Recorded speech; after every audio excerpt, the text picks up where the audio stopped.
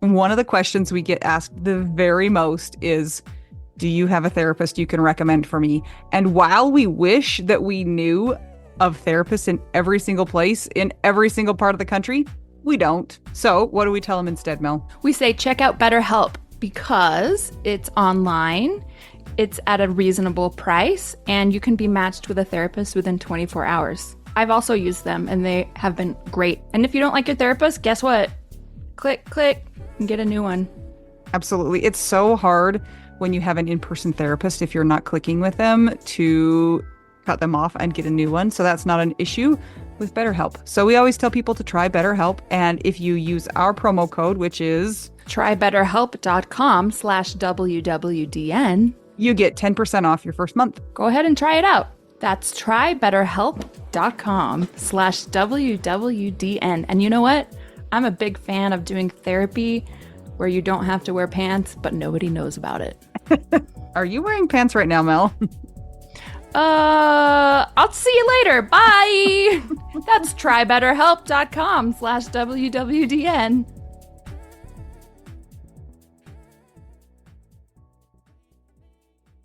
Well, here we go. 1, 2, 3. Woo! Mel, I don't know if Mel is scared or excited or what, but I'm pretty excited about our guest today. I'm never scared, especially for this Ever? guest. Well, I mean, sometimes, like, of snakes. I don't like snakes very much, but this is way better than that. So, for those of you who have listened to the podcast in the past, and especially last week, we are reminding you that we have had a lovely guest named Michelle Clare. Now, her episode, when we first talked to her, was 3 near-death experiences and a mediumship. So in that, she talked about her near-death experiences that she had and then her experience as a medium. So a lot of times as widows, people reach out to us. They want to connect with their loved ones. They just want to hear anything. Validation, certain ways that they should or shouldn't go, you know, runs the gamut. Everyone who's listening knows what I'm talking about. And we always refer to Michelle Clare and to her episode because she's an amazing lady and I believe is very, very, very gifted and has such a kind heart. So we're so happy to have her again today, but there's more to her story, which, sorry guys, you're going to find out about it, but we're going to be all along for the ride. So welcome, Michelle. How are you doing today? You know, I am doing amazing. Thank you both for having me back. I love the work that you do. And I will just tell you that as I work as a medium, one of the groups of people that I see who is so underserved are young widows or widowers, and time again. So I love this podcast because it is a place that I will continually also send my clients to say, I know, because it's a totally different game to some extent when your partner transitions and you didn't get the life you were expecting with them versus having that 50-year marriage. And so I see that so often. So thank you for shining your light in this world and helping people in the way that you do. Thank you. I'm so curious now to know some of the statistics of your clients. Do you get more older clients, younger clients? Is it mostly widows and widowers? Is it parents? Is it like, who wants to talk to you and have you talk to other people? Exactly. So I connect with angels, loved ones in spirit, life guides, psychic information. I have the typical client is a female between the age of 30 and 65. I do get some men. They come to me for all different reasons. A lot of times I have parents who have children in spirit. Other times I have people who are wanting more psychic information to navigate their life. And then a lot of widows who will come to me to connect with their husband. What's the difference between being a psychic and a medium? That's a great question. So a medium is doing soul to soul connection work. So when I'm in mediumship, I'm connecting to the soul of the loved one in spirit. When I'm doing a psychic reading, I'm more reading your energy and what's most likely coming up for you in the future. Ah, I see. Okay. Side note, have you listened to the latest season of the telepathy tapes? Okay, I have not, but everybody asks you. Everybody asks me that. And here's what I will tell you. As a medium, that's not hard for me to imagine because we're just doing soul to soul communication. So whether that soul's still connected to a body or in that heavenly realm, it's soul to soul communication. It's so interesting. And if you guys haven't listened to it, Mel sent it to me and was like, Anita, you have to listen to this. And then I listened to it and I was like, oh my gosh, it's pretty cool and pretty Yeah, crazy. I listened backwards because the second season is more about kind of stuff that we deal with, right, Anita? So Yeah. the soul to soul things as far as death is concerned, and then the first season is more about nonverbal speakers and telepathy and communication. So yeah, if y'all are interested in those types of things, check it out. There's so many episodes, it's gonna take you a minute. So just FYI. But Michelle, we haven't talked to you since 2021. Whoa. A lifetime ago. Yeah. So it's 2025 now, right? Is that 4 years? Because math is hard. Yeah. I mean, like with most people, so much has changed in my life. So for me, my 25-year marriage came to an end in divorce at the beginning stages, I guess, since the last time we've talked. And that brought its own challenges and its own deaths and all of that energy with it. And then I went on to fall in love again. And I really fell in love with the person that I felt like was my soulmate and that we were literally planning our future and our life together. So I call him my life partner. And he transitioned from suicide. And that happened for me in August of 23. And I really will tell you there's so much that I just want to start with a little bit of the background on this story. He was someone that I had known as a friend. My divorce was happening. He just showed up and I can't even tell you when our first date was. It was just like it went from friendship to, wow, I like you too. You're my life partner. And I knew that he had a depression. We had talked about that. He had tried medications and they did not help him. They actually seemed to make it worse for him. And so what he would do is if he was having a tough time, he would just go off the grid for a couple of days. He would turn his phone off, his computer, he would kind of sleep it off and then come back out and reemerge and usually seemed to function pretty well for quite a while after that. And so I had seen this happen a couple of times. As a medium, I have worked with people who've had loved ones leave by suicide since day one. And I've always understood the spiritual side of this. And I understand that they're still met with light and love and compassion. And that very often it is not them connected to their true selves. There is something else that has come in the way, whether it's depression or addiction or, a number of things that can happen. And so the day that Gary transitioned, there's a few things that I definitely want to say about this. I was actually out of town and he and I had texted that morning. He had been at my house. He had watered my plants, taken care of my dogs. My younger daughter had seen him at the house and we were texting and I was telling him, I can't, wait to come home to you today. And honestly, he sounded pretty good in the text. And so that day I was with my daughter. We went to the airport and our flight was delayed. I sent him a text letting him know and I didn't hear back. So I assumed that he was working. I knew he was working, but I assumed he was there and with a client. I get home that night, still no response from him. Call, text, email, all those things, nothing. And I thought, okay, he's probably having one of these periods. So the next morning I wake up. As a side note, his younger daughter was living with him at the time and she was finishing up law school and she wasn't interested in meeting me and I was okay with that. So if she was at their house, I didn't go over there. I wanted to respect that. And I figured when the time was right, we would meet. And so the next morning I get up, I still haven't heard from him. I call his work and they tell me that he had called in sick. So I thought, okay, he's home and he's okay. He's just, in a depression. Right now, we had a party that we were going to be going to that night. We had talked about it. It was like a Ken and Barbie party. We had already picked out our outfits, we were looking forward to it. It's going to be fun hanging out with friends. And I didn't hear from him. I drove by his place and I saw that his car and his daughter's car were parked outside. So I didn't knock on the door again. This kind of reassured me that I thought that everything was okay. I went to the party that night and get home. Everyone at the party asked, where's Gary? And I said, I think he's just having a hard time right now. I do want to say this. Throughout all of this, there is this little alarm bell in me that is like, are we really sure this okay? Is okay? Is this okay? But I was trying to pick these outside pieces together to make it look like everything was okay. I get home around midnight and I'm in my bathroom, and my relationship with Gary was something I had never had in my marriage. So I had been married 25 years, but the level of love that I was able to feel from him, he would always tell me, you're so beautiful, you're so gorgeous. And I'm like, what?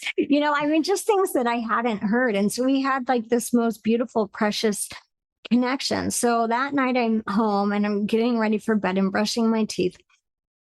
And he comes in, and I can tell you he's like in a blue flowered shirt. He's wearing khaki shorts. I know this is mediumship. I know this is not him in a body. And I feel my body start to give out. And he looks at me and he says, you sure are beautiful. And I literally like crawled my way to my bed because my body was just collapsing because I knew this was mediumship. And as I laid down in my bed, I felt him lay behind me. He put his arm over me and he said, I wanted to be the one to tell you. And that was how I found out that he had taken his life. Wow. That's so like I have feelings and no words. yeah, I mean, because when you said he appeared, and what he's wearing, you think like not his spirit had come to you, but that he as a person.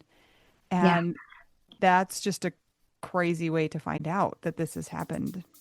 And I bet a lot of people would have liked that way better than the way they did find out.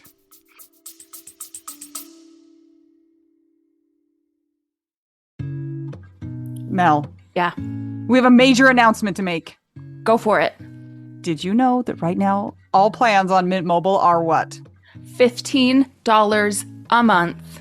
Okay, that's truly ridiculous. Do you know how much regular cell phones are? Yep. $1 bazillion a month. 15 is less than that.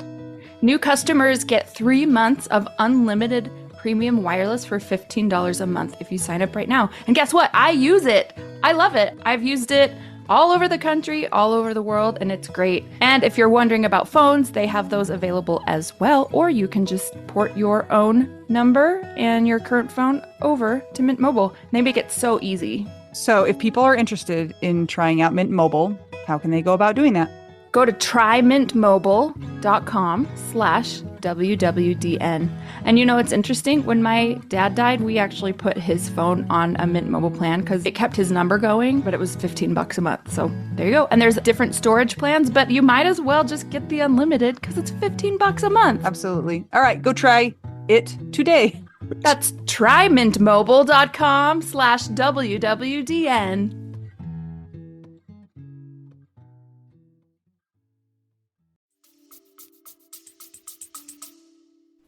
Probably. It took me a long time to move through. Was that a blessing or not to find out that way? I ended up texting his sister early hours of the morning, and I received a text back from her confirming it. So that was definitely hard. I don't know if there's ever a good way to find out. And I don't know if it would have been easier to find out with the police knocking at the door or anything like that. But what I will tell you is that I felt his love and compassion for me. And I knew how much he didn't do that to hurt me, that it truly wasn't about me, that I couldn't have loved him more. There was nothing that I could have done to keep him here longer. Is that something that's common? Like somebody who has died, they can put their spirit arms around you and be in some kind of physical way with you? Absolutely. They can give you this energy hug, right? And still hold you that way. And I hear that a lot from my clients. So our loved ones are in that heavenly realm. They're no longer connected to their body, but they are still in connection, communication, and a relationship with us. right? The way that it happens now looks different. We're used to our human interaction with them, but although they're no longer attached to their body, the rest of it is still ongoing. And it's such a beautiful way for them to still be a part of our life. And side note on that, they want us to continue to love and live and have experiences in life and maybe go on and remarry and fall in love again and kind of all of those things that you would want for yourself. They are wanting that for you because they want you to have the full experience. What has this been like for you experiencing this firsthand? You're now in the position where you're left, and Gary, this wonderful man that has treated you right, he's now gone, and you're here in this plane. How do you deal with that as a medium where you know where he is, but he's also gone? Yeah. So I will tell you that even as a medium and with all of the tools that I have, I had absolutely no way to bypass the human grief. Because if I could have, I would have. If I could have jumped over it or dug under it or ran around it, I would have. So one of the things that I understand, and I knew before, but now I've lived it to a different degree, is that grief is a human experience and you can't bypass it. So even though I would still have connection with Gary and I would have visits from him and things like that, I never stopped missing him. And to this day, I don't miss having him here in his body. I love that he is whole and healed and happy and not struggling with depression anymore. But I still wish he was here, in his human form. So one of the things that has really been a tool that helped me a lot with this is, as a medium, I believe in pre-life planning.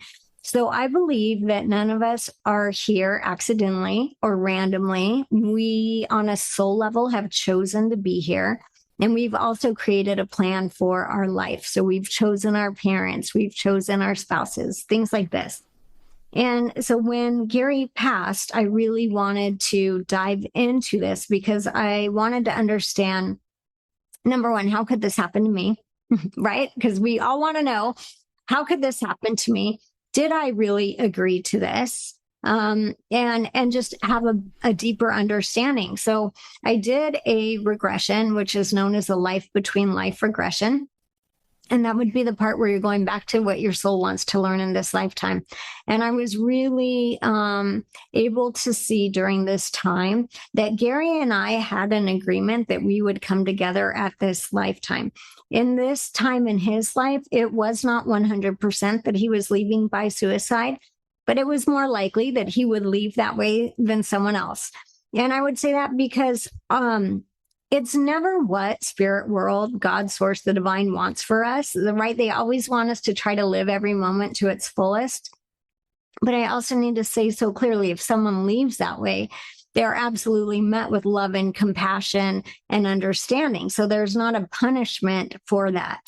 And what I found with my soul agreement and Gary's was that he had a higher risk of leaving that way. And that on a soul level, I had agreed to it to be able to feel the type of love that he showed me that I had not felt before. And he agreed to stay longer because if he left that way, I would be somebody who might be able to have more of a reach to help people who've lost loved ones in this way. I think it's so interesting when you just talked about grief being this human experience and that you can't bypass it. So many times people say things to us to try and bypass our grief for us, almost in a way, such as, oh, they're in a better place, or they're happy now, they're free from all of those things. And it doesn't actually help, right? And for you, for a lot of people, those things that they're saying are beliefs. They have a faith in that, or they have a belief in an afterlife, or that the soul continues. But for you, that's a stronger, like, you're like, no, I don't believe it. Like, I know that is the case, but it still didn't fix it for you either to have that knowledge that somebody was, quote unquote, in a better place, or that they weren't feeling those, the pain of being alive with depression. But it still didn't make you just not be sad about it, right? Which I think a lot of people would think, well, she won't be sad about it because she knows that he continues to live and that they can still have this connection. And that's validating in a way to know that didn't like that you weren't just fixed, quote unquote, or didn't have to experience that, even though you like know those things and it's not a question for you. Absolutely. I knew immediately that he was fine. I literally got to see him. I saw his sparkling blue eyes. I saw that he was doing great. And I love that for him. I love that for everyone who gets to leave the challenge of earthly life and go celebrate in spirit world. But at the same time, I had plans with him. I had my human things that I wanted to happen. We were planning a life together. We were getting ready to go look at houses. We had all of these things. And so for me, yeah, there were days where I was like, I am glad that you are happy and doing so well. Good for you. What about me? I'm still here. I'm still in it. I'm boots on the ground. Like, awesome. Go have a great day. I'm going to try to trudge through life. Right. And I would tell you, I was never angry at him, but there were many moments where I felt frustrated, where I felt like you should be here. I know. And I was also able to know that he was still helping me. So there were a couple of things. Like, I do feel like people thought specifically because I was a medium, like, well, you should be fine. You can talk to him all the time. We talk to our loved ones all the time. You do, I do, people do. It's what we do. But we're not always hearing the response from them. And that's part of it too for me. A lot of times I would have a bigger connection to him than maybe the average person, but it's not the same as having someone sitting across the dinner table from you or holding your hand. Those are human experiences that no longer exist.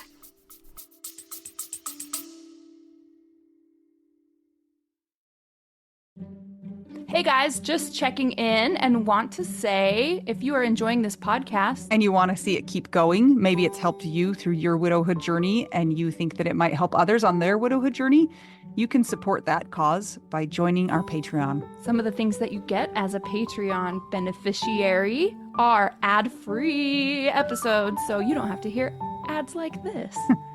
You also get exclusive content, and at a certain level, you might also get an exclusive t-shirt you can only get that place. That is true. It's pretty cool. There are 4 different tiers available, so check it out. It's patreon.com/WWDN. And as an extra bonus, very often you get your names read by one of my kids, and they will do a terrible job with the pronunciation. And that's like a bonus, I think. I think it's kind of the best. I would much rather hear somebody butcher my name than say it correctly. A child butcher it than an adult do it correctly. Yep. So go to patreon.com/WWDN to keep our podcast going and support the widowed cause. Yes. Thanks, guys. Back to our regularly scheduled program.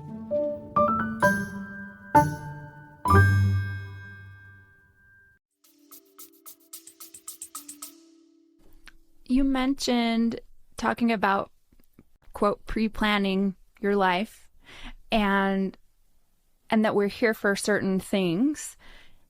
I think kind of goes without saying that you are aware of a big one of your life, which is helping people who have lost people, and not trying to put words in your mouth, but you're a medium. So that's the part that is obvious. But I'm also wondering, because of this experience and being in such grief, we know how big it is, Anita and I and our listeners. Sometimes it's so big, or it's been so big for us, that it's like things can shut off. Like I'm a musician. I always have music going through my head. I didn't realize that until it stopped. And it came back, but it was, after Scott died, and it just was like silence in my head. And I'm wondering, have your gifts been affected in any way by Gary's death, or have they changed, maybe closer to his passing or as time goes on?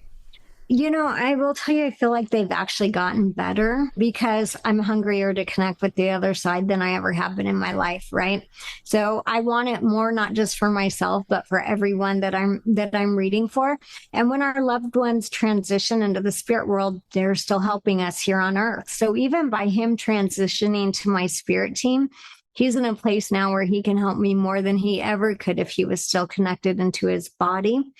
And so my gifts did not go away or become silent. They actually became a little bit more activated and louder. But it's a beautiful thing, because what I want everyone to know is your loved one is still connected to you and helping you.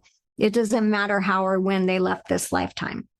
So, for people who have lost a loved one to suicide, I think many of them would really, really, really like to talk to their person and find out why or what was so bad in that moment that that's the decision that you were like I don't like forced into making is not a very good way of saying it. But like I feel like for a lot of people it has to culminate to some point where that's the decision that they make. Have you been able or have you had the desire to actually like communicate and ask those questions? Can you be that specific when you are communicating with him? Yeah. So I will tell you that there seems to be one major theme that breaks up into different categories. And this is the theme of telling ourselves stories that aren't true. So I'm in debt. I'll never get out of it. I'm worthless. I'll never be the husband my wife deserves. I'll never be right. And we all tell ourselves stories all the time. But people who transition by suicide are hooked on a story that they're telling themselves more often. And it doesn't mean that they don't have as many challenges or more than the average person. But I've literally never had anyone come in a reading that has transitioned by suicide and said, I was thinking of my family and I just thought this seemed like a great idea. They're literally not in their right mind when they're making this choice, and they're in a ditch that is so deep that there is no light. And usually they are just looking for a way to stop the pain. I also feel like, and you kind of alluded to this before, that nothing you could have done could have prevented this. But I think another question people have is like, why didn't you come to me? Like, why didn't you reach out for help? Like, I would have done whatever I needed to do to save you. That's another question I think people would like to know from their people. Like, Mm-hmm. And that is a little bit more individual depending on the relationship, a parent to a child versus spouse versus, you know what I mean? So yeah. I can't give you a total general answer on that, but I can talk about my situation. And I can tell you that I've actually had people say to me, you're a psychic medium. How did you not know he was going to do this? And my answer to that is I'm not supposed to know everything. Right? Because if I was, and if I could have intervened and it could have made a difference, spirit would have let me know. So one of the things about suicide that I do know from my work as a medium is that if there is an intervention that can take place, whether by a human or someone in spirit world, it most definitely will take place. But what happens is the soul for someone who's transitioning by suicide has closed down so much and the door is so tight that no one knocking on the door is going to get in, whether it's a loved one in heaven, your guardian angel, or your human person who's still here.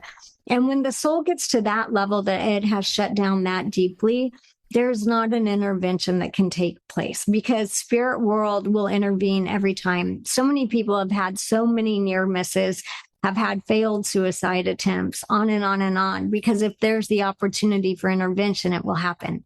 So you just passed 2 years a couple months ago. Mm-hmm. Tell us about your first year. Oh, I know, right? The worst.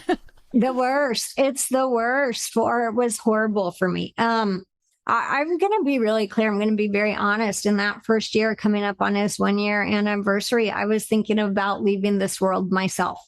I had so many things that were happening in my life at that point in time. And then just the pressure of him being gone. Part of the side of that is that as a medium, I'm like, well, I'm not going to get punished. It's not like I'm going to hell. I could just unplug and be gone. Right.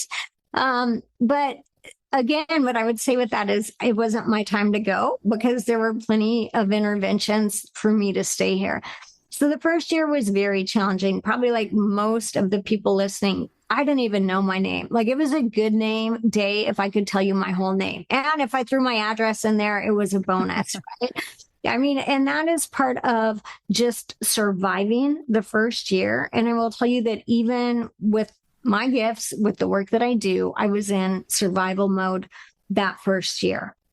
once I got past the energy of that first anniversary, it was probably a couple of months after that that I finally started feeling like I was able to stand up, know my name, function semi-normal.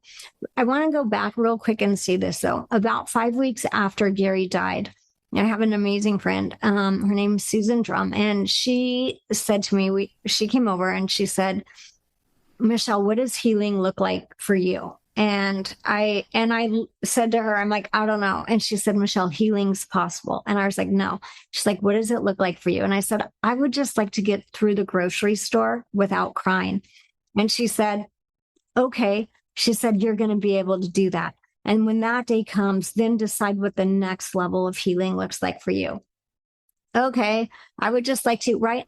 But so what I realized by her beautiful words of wisdom is that healing is available and possible for all of us. It doesn't mean we get to go back to the day before the tragedy happened, but it meant that we get to redefine what we want in our life and what does a whole full life look like for you. As a medium, I know this is what our loved ones want for us on the other side, but we have to want it for ourselves. And so when I'm connecting with people as clients who will tell me, I'll never be happy again. I'll never smile again.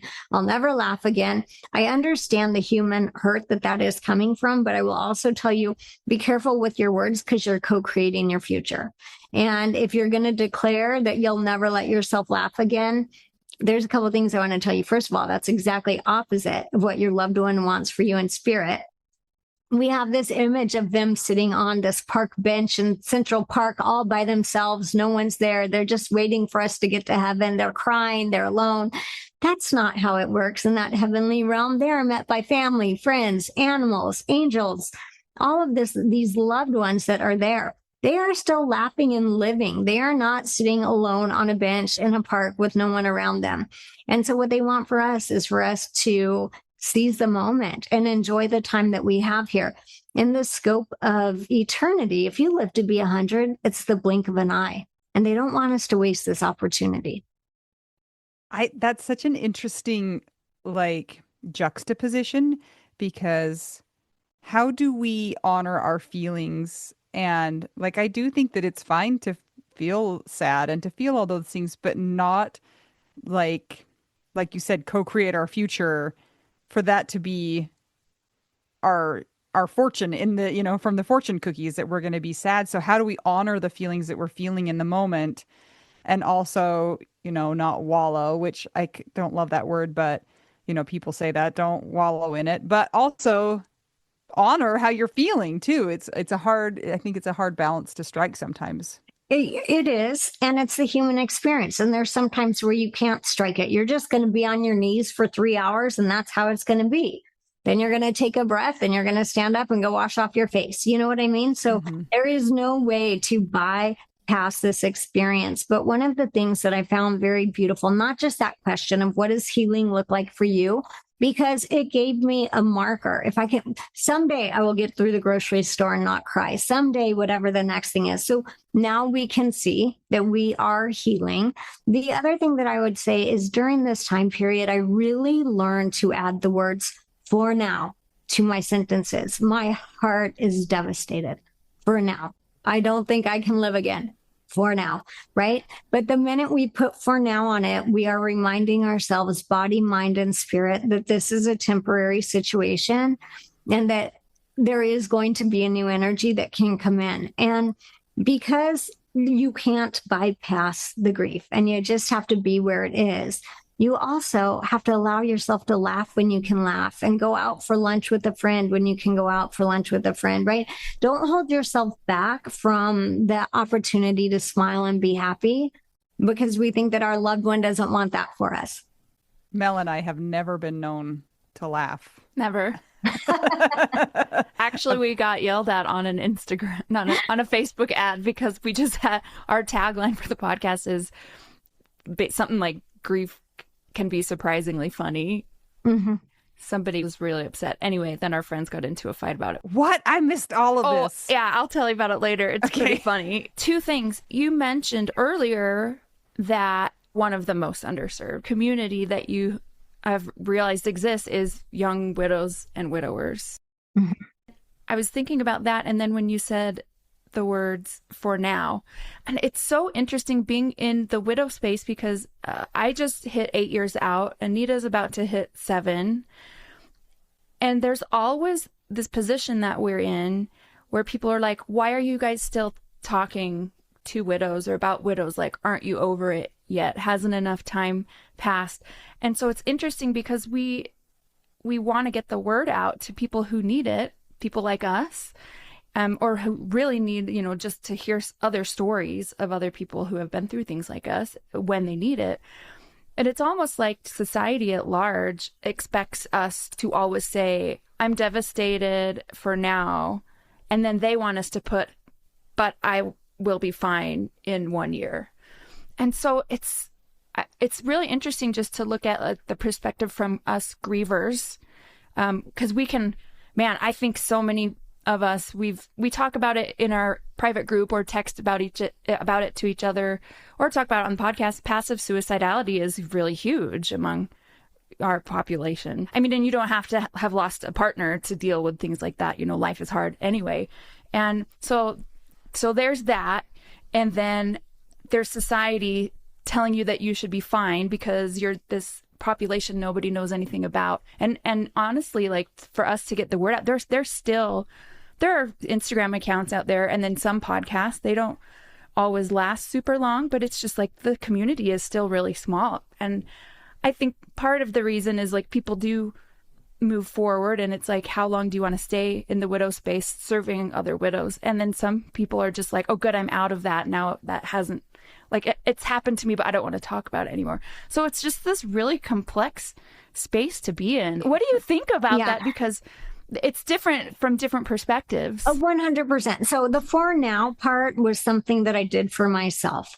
I know that everyone wants us to be happy and to move on and all of that. And in a perfect world, you are going to find a way to create a new life.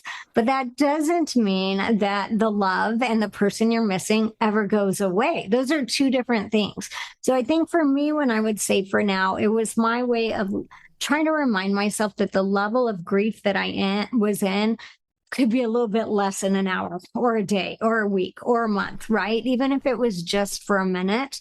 So those were not necessarily words that I used when I was talking to people. Those were kind of self-soothing technique that I came up with. And as far as young widows being an underserved population, I have seen this as long as I have worked as a medium, and I still feel that way. We do have multiple groups out there that are helping parents. We also have support groups for widows and widowers, but they tend to be from an older population. And there really is a difference from a young widow and widower who loses their husband or wife to somebody who did get 40 or 50 years with them, to somebody who had like this long period of time. And I'm not saying that they're not grieving the same, but I feel like society looks at young widows and widowers and it's kind of like, well, you'll be okay. You'll find someone else.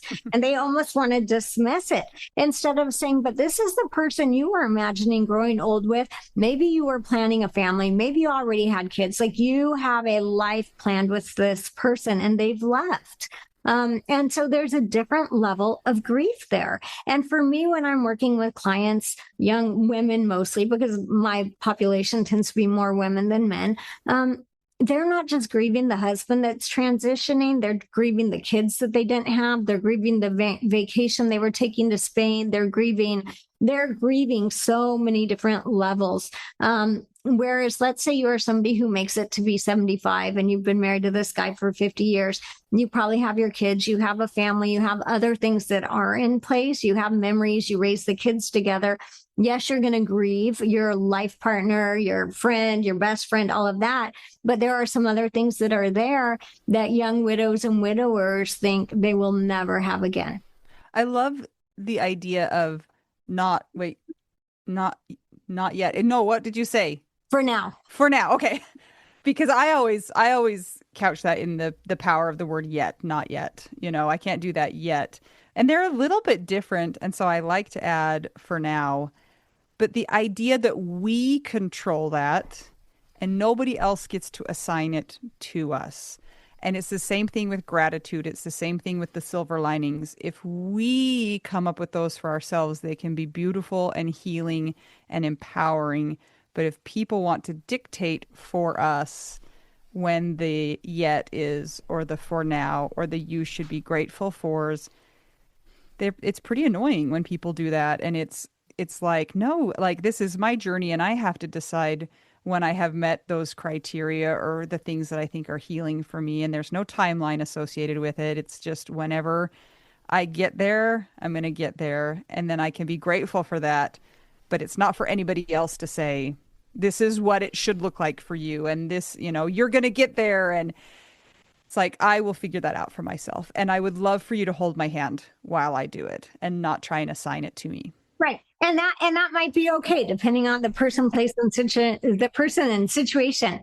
I want to say this to you. I think most of the times when people say some really dumb things like that, well, you're young, you can remarry, or things like, it's really almost coming from a place of ignorance because they don't know what to say. Yeah. You're already raw. So it feels like alcohol on a paper cut. You know what I mean? You're just burning when they say that. They're not necessarily meaning it to be mean or callous. They just don't know what to say to the level of grief you're experiencing. Totally. And I think Mel and I both, and most of our listeners also understand that. It's like, and that was part of the impetus for the podcast happening at all. It was just like, people don't know how to talk to us or what to say to us or how to treat us. And so we're just going to talk about our experience, and then maybe people will have a little bit more knowledge. But it's funny because when I interact with somebody, when I find out that somebody has died, I don't know what to say either, right? I really have to stop and think, because there's a lot of knee-jerk reactions of what to say to people. It's not like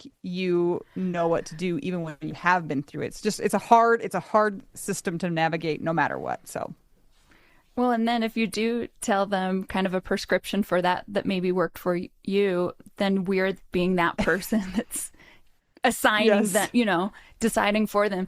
I love using the words for now as a personal thing, because if somebody said that to me, I mean, people did, like the thing you said where you're young, you'll find someone else. First thing people would say to me, maybe not my family, but, other people. And that's just its own layer of hurt. And I knew that people didn't mean it that way. But then, and so that made me have a tendency to not bring it up or not say anything. But then at the same time, it's like, well, hey, I know they care about me because they said something. They said anything to me. I know that they didn't know what that meant to someone in my position, but also I would like to tell the world that maybe there are some better ways. And also thank you for saying anything to me. So yeah, I think it's that thing you said, Anita. It's like, if somebody tells you it's going to be fine, it's like, that doesn't help at all. You're the one that has to decide for your own healing when to use those things. And I wanted to ask Michelle, so you said that our loved ones on the other side, they want us to be happy. They want us to have a full life. For you, knowing that, and then pairing that with you having to decide what your situation is, did it make you mad sometimes that they were happy and they're like, we just want you to be happy and we know you're not right now? Like, because I feel in my mind, I pictured Scott being like, I'm happy and fine, because of kind of, conversations like with mediums that I'd had before. And I was kind of mad because I'm like, I'm here suffering and you're fine. Don't tell me I'm going to be fine. I know I will be fine because like logic serves me that way. But what was it like for you? Because Gary transitioned by suicide and I knew that he was clearly suffering, I did feel relief that he felt relief. Okay. But that didn't mean I felt okay. And I know that he wants me to be happy. And you know what the truth is? I think all of us want to be happy. So it's not just that spirit world wants it for us, but somewhere inside ourselves, we really do want to be happy, or we want to at least come to peace, right? And because of that, it was really about me kind of working in alignment with my angels and Gary and everyone to allow myself to find happiness again. I want to be real clear. Finding happiness again doesn't mean the hurt went away. Finding happiness again doesn't mean everything's great and every day is perfect. No, but it's allowing myself to continue to have this earthly experience and not whip myself, torturing myself along the way. And I would say overall with him, knowing that he is doing really well, it does help me to feel better. So you and Gary were not married, correct? Correct. And it sounds like you lived in different places. Yes. We were in the same city 10 minutes apart. Yes. Okay. So, Places. so this is just a question about how were you treated as far as being his person? Because this is where sometimes we get into sticky areas where Oh, yeah. you feel like you were their person, but the people around you are like, man, you weren't, you know, you weren't anything to us. And so, like, how did you navigate that? And did people give you any sort of deference and respect? Yeah. I was very, very lucky because his sister and his daughters and ex-wife all were kind to me. So I got very lucky with that. But I have come up for a term with this, and I call it the undocumented widow. Because I absolutely was grieving like a widow, but I was undocumented, Yeah. right? And I think a lot of people go through that. And again, I didn't have a say. I didn't have a say in what his funeral services would be. I didn't have a say. I was, like I said, they were lovely to me. They gave me some of his ashes, and you know what? So it went as well as possible. But I understand that this is like not usually the situation. That's kind of a great terminology for that, especially right now in our world. So You mentioned wanting to maybe kind of join Gary on the other side during some times that were really low, but then you mentioned there were some interventions that happened. Can you tell us what that looks like? Yeah. So I'm going to speak to my own situation with this. I literally spent 2 months trying to think about how I could leave this world and make it look like an accident. I have 3 children, and this has nothing to do with how much I love them and I love being their mom. As a matter of fact, that's why I came back from my near-death experiences, was because of my kids. But I would go through this every day. How do I get just enough so that I know I can leave the world? How do I, drive my car into the telephone pole, but ensure that I'm not coming back and I'm not a paraplegic? How do I overdose on just enough drugs that it looks like an overdose and not a suicide? How do I, like, all of these things? And so I spent honestly about 2 months going through all of these options and things in my head. And I never came up with the perfect answer. And I'm going to tell you, that was literally spirit intervening, because this is not a conversation I was having with my friends. No one in my life knew that I was in that headspace, which also showed me the glimpse into a lot of people who are leaving by suicide. They're not talking about it because they're that convinced that it's time and they're done. And so they don't want to worry you. They don't want to upset you. They're not going to tell you because they have decided this is what they're doing. In a lot of ways, I was in that spot. But my intervention with spirit never let me come up with a great answer, because they knew that if I came up with one, I would probably have left that way. And so that was the intervention that happened in my life. so spirit made you stupid is Yes. that's what it did Yes, for they blocked me. you. But I will also say that it wasn't my time too. So even on a soul level, right, from my near-death experiences, working as a medium, all of these things, the lessons in this life are always based on love. And that you can be in an abusive marriage, but you're meant to leave because you love yourself. You can still love your partner in heaven and find reasons to love your time here on planet Earth, right? So our lessons are always truly rooted in love. And the ability to know that Gary is working with me now. I will have people tell me sometimes I felt him standing behind you on stage, right? Because he is just wanting me to know how much he still has my back. I had a question and it just like flew out of my brain. I think it was Gary. It was an intervention. I think it was spirit making me dumb. Yeah. Do you feel like you are able to better connect with the people that you're working with now because you can connect on that visceral level of their desperation and their just wanting to feel okay and hoping you can help them through that? Yes, I do. And that would be one of the benefits that came from having to go through this trauma is I get it. I get being the person who can't even imagine taking the next breath. Right. And I've lived that. There is a difference between, I think we expect our parents, we're going to outlive them because they're older than us. There are things in life that we expect, but The things that don't, that really break you and bring you to your knees, I understand that level of grief and trauma from the inside out. Do you have to kind of work though to not let your experience, or maybe it's a good thing, your experience overtake their experience in a way?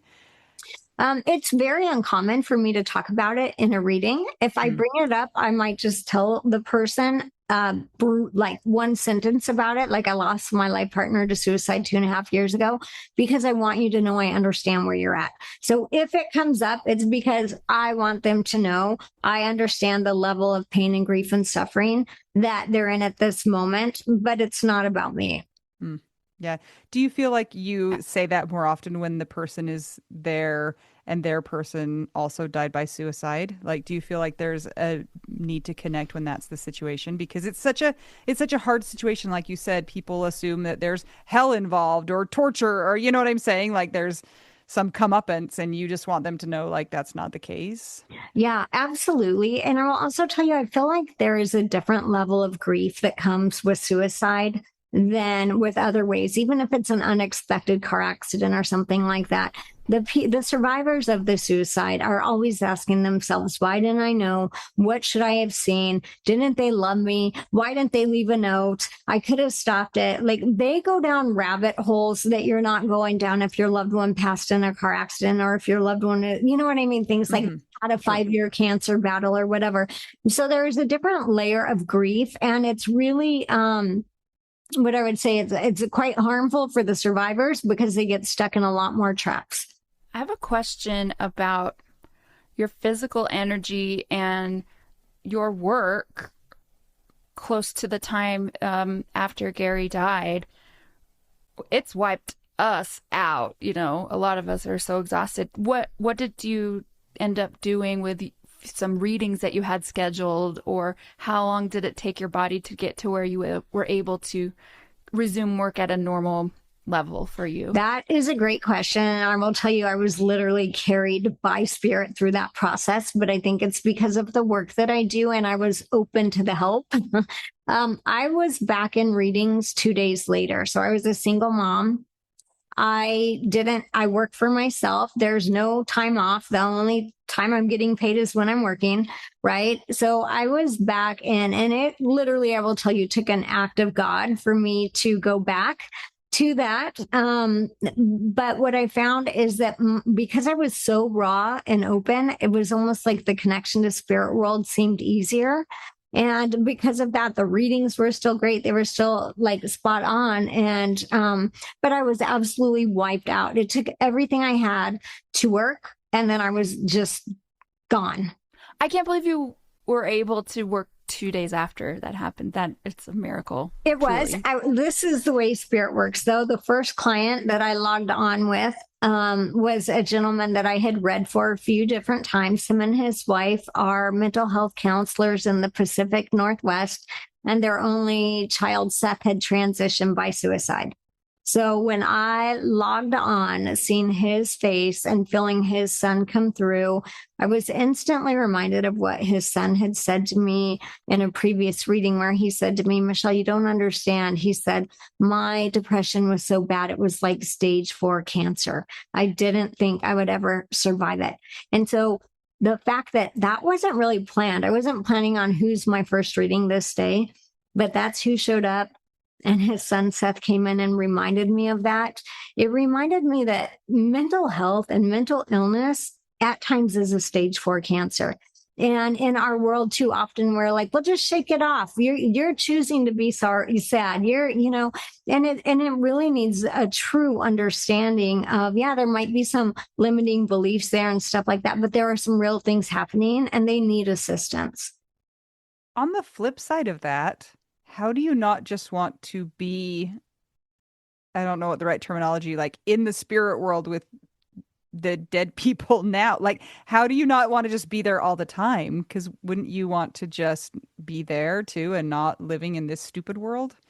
Well, I mean, I'm going to get there soon enough. We all are, right? But right now, my soul has a plan, and the plan is to be mom to my three kids, to be a daughter, to be a sister, to be a friend. I'm not saying actually transitioning. I'm just saying like connecting with that world, like being in mediumship all the time. Like I would Yes, just be I like, I just do. want to be there. I do.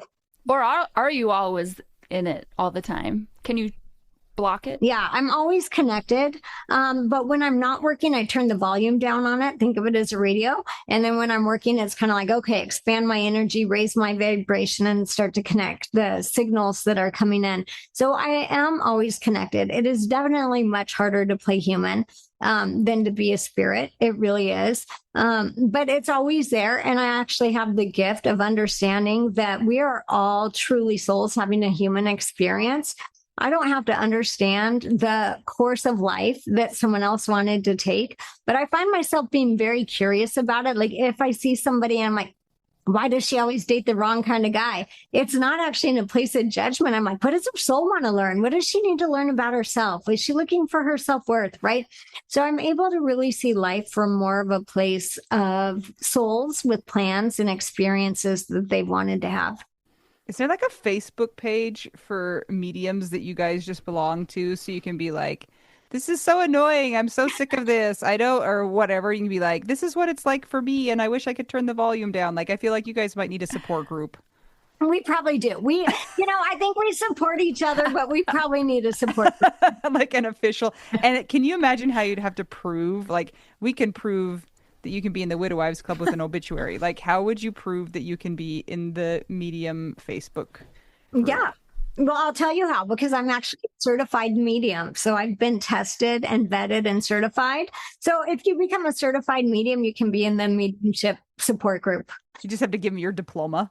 Right. Your certificate of achievement. Exactly. Michelle, before Gary died, how much physical toll did doing readings take on you? You know what? It didn't. So for me, when I'm in readings, I actually feel more energized. I've done different scientific studies, and I've even found out, like, if I have a backache and I go in and I do a reading, I come out, my back hurts less because I'm channeling this healing energy from spirit and this information. That's another reason why you should just do that all the time. Absolutely. So we talked about the first year for you. What's your second year without Gary looked like as far as your grief and where your life is headed? Yeah. So my second year has been very different. Now, obviously, the anniversary, still a really hard day. I again had no way to bypass that and make it easier. It was easier than the first day, the first one, but it wasn't easy.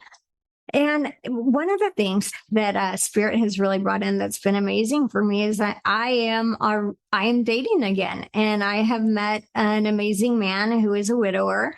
And it has been something that has absolutely snuck up on me, not expected. But moving forward. This is so important. Have you contacted his deceased wife to ask if she's cool with you? Yeah. Or did she just show up and say, I approve? Here's what I will tell you. I actually think that she and Gary brought us together. Oh, okay. So the answer would be yes on that. But yeah, and this is important too, right? Because let's talk about people who have had their loved one transition. I'll have a lot of women who will be like, my husband told me he never wanted me to remarry. He wants me to be single. Okay, that's his human side. When we graduate this world, we step into our higher self.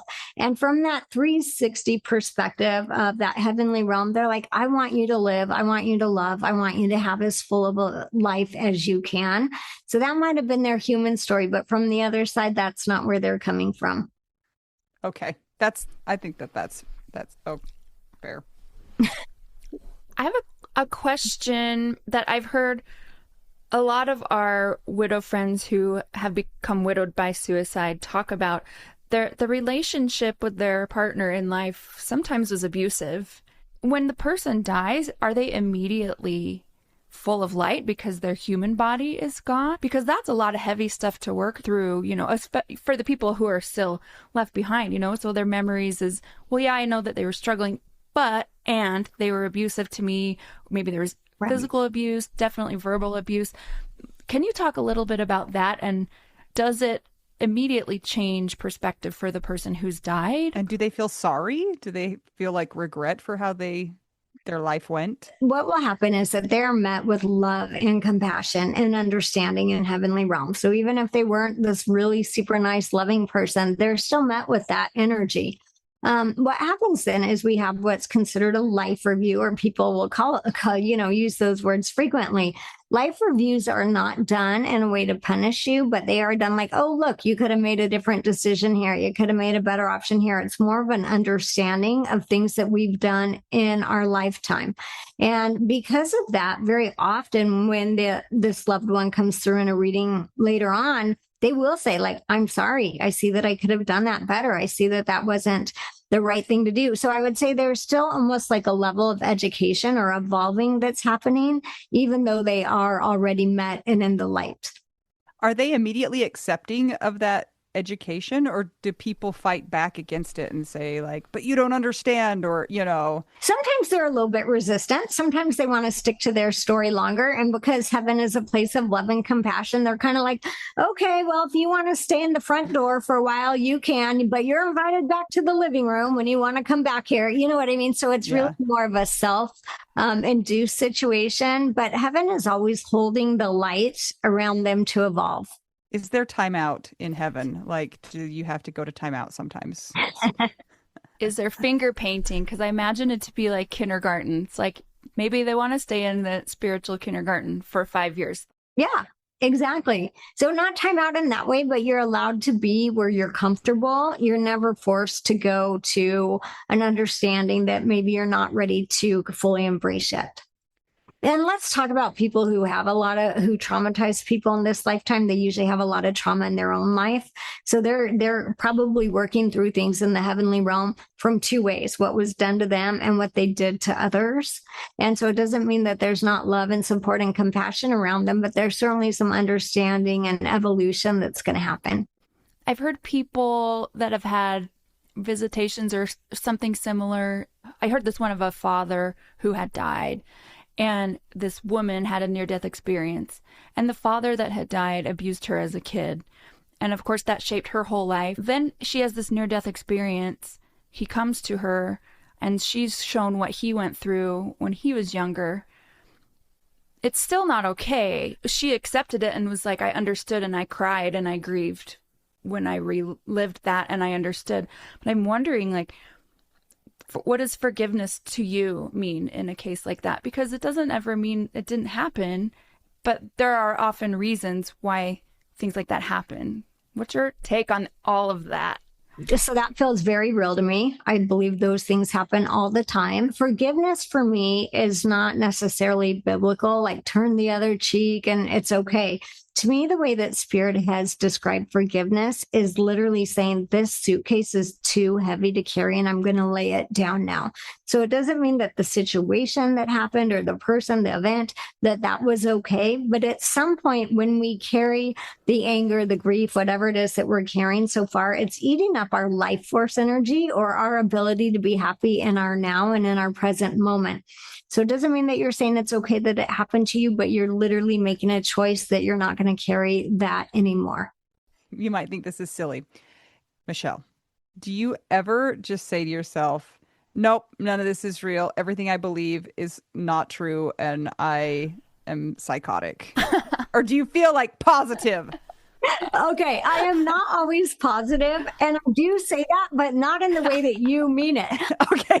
I'm like, this isn't real. This life isn't real. I'm going back to heaven. This is where I came from, right? So I don't say it in the way that you're probably saying it, but yes, I walk around all the time asking myself, is this a simulation? This isn't real. Gary's alive. He's just not in his body now. So yes, I will have those conversations with myself. I'm just now convinced that we are actually, I think I've said this before on the podcast, we are actually cells in a giant's kidney, and that is what the universe is.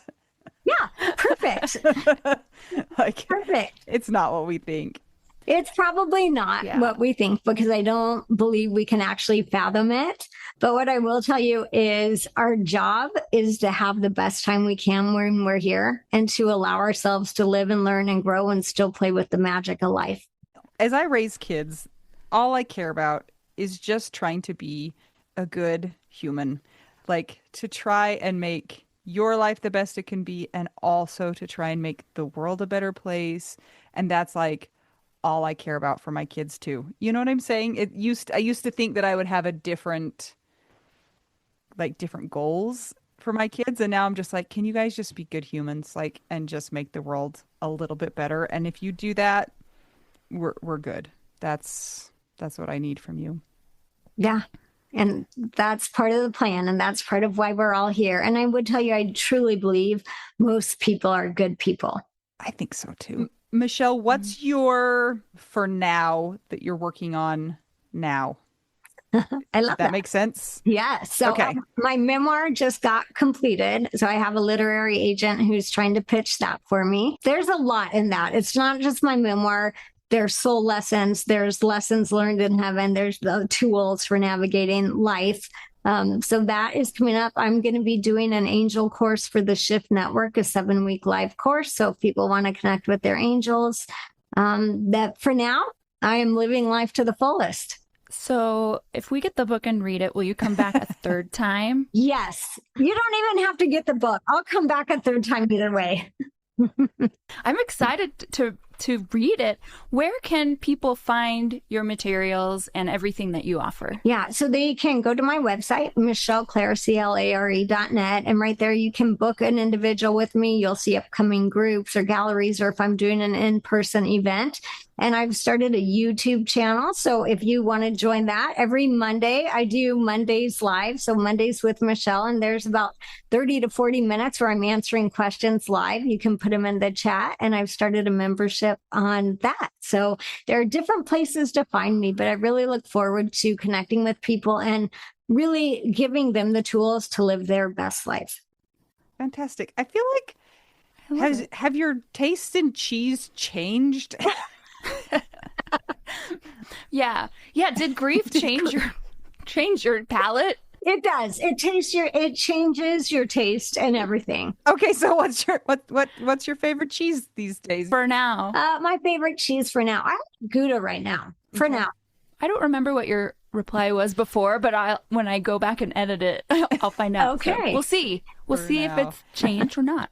Thank you so much for joining us today again, Michelle. You're pretty awesome and you have great, positive, joyful energy. But I also love that it's not just pretending everything's fine. You know what I'm saying? So thanks for sharing that and with our listeners today. We appreciate you. No, I appreciate both of you. Thank you so much for having me. I'll see you a third time. Thank you. Well, Mel, I think we should actually do a reading, Mel. I know we've wanted to do that, especially because Anita hasn't had any readings at all ever. Love that. We definitely need to set that up. Yes, I think we should do that. Okay. Now back to the podcast. If you would like to keep the podcast going, will you check out our Patreon? It's patreon.com/WWDN. If you'd like to buy us tacos or cheese, including Gouda or not Gouda, please go to buymeacoffee.com/widow we do now. And always, we love a nice rating and review on Apple Podcasts and Spotify. And we also have a YouTube channel, so please subscribe because it helps us. Thanks. Okay, thanks. Bye. Okay. Thanks. Thanks for joining us today. Until we get to talk to you again, I'm Anita. I'm Mel. I'm Michelle.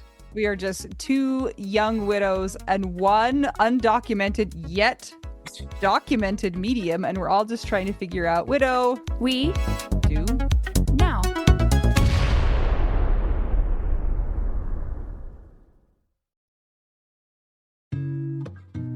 Mel, can you please tell me how you feel about therapy?